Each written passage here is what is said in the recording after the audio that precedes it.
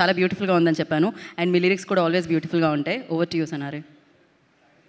అందరికీ నమస్కారం అండి. సనారే అంటే Satyanarayana Reddy, so short cut Sanare అనమాట. ఓకే అండి. మైక్ ఏదో ప్రాబ్లంలా ఉంది. లేదు, మైక్ బాగానే ఉంది, మీరు దగ్గరగా పెట్టుకోవాలి. అందరికీ నమస్కారం అండి. ఈ సినిమాలో కన్నమ్మ కన్నమ్మ అనే పాట చాలా ప్రజాదరణ పొందింది. సో ఫస్ట్ ఆఫ్ ఆల్ ఆ పాటకు అంత మంచి లవ్ ఇచ్చినందుకు అందరికీ కృతజ్ఞతలు తెలుపుకుంటున్నాను. Thank you so much. ఈ సినిమాకి నేను రాయడానికి కారణం మారుతి సార్. ఆయన వల్లే నేను ఈ సినిమాకి పాటలు రాయగలిగాను.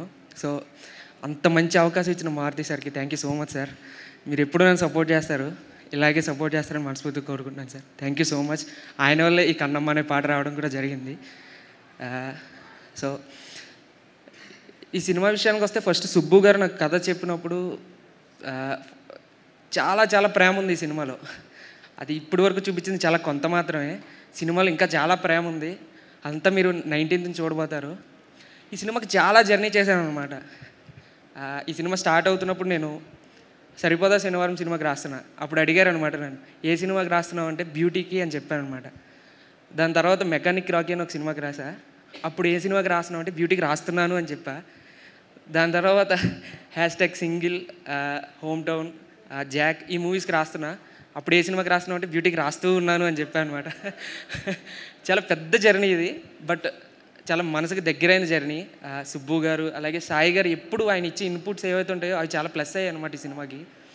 అండ్ ఆయన ఎప్పుడు కూడా ఒక విషయం చెప్పగానే ఇది ఎందుకు చెప్పామని ఆలోచించి, ఒకవేళ అది బాగోపోతే ఇలా ఉంటే బాగుంటుందని చిన్న చిన్న కరెక్షన్స్ చెప్పడం నాకు చాలా యూజ్ అయింది ఈ సినిమాకి.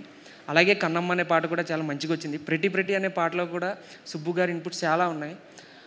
ఆయన కూడా చాలా సపోర్ట్ చేశారు ఆ పాటకి.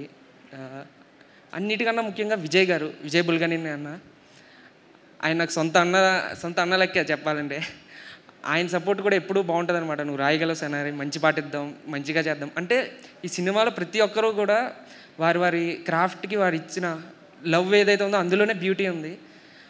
ఈ సినిమా వచ్చిన ప్రతి పాత్ర కూడా నరేష్ గారు కానీ, వాసుకి గారు కానీ, అలాగే అంకిత్ గారు కానీ, నిలాకి, వీళ్ళందరూ కూడా వాళ్ళ మనసు పెట్టి చేసిన సినిమా ఇది. సో అందుకనే ఇంత మంచిగా నేను రాశాను, నాకు కూడా మంచి లిరిక్ వచ్చిందని నేను అనుకుంటున్నా.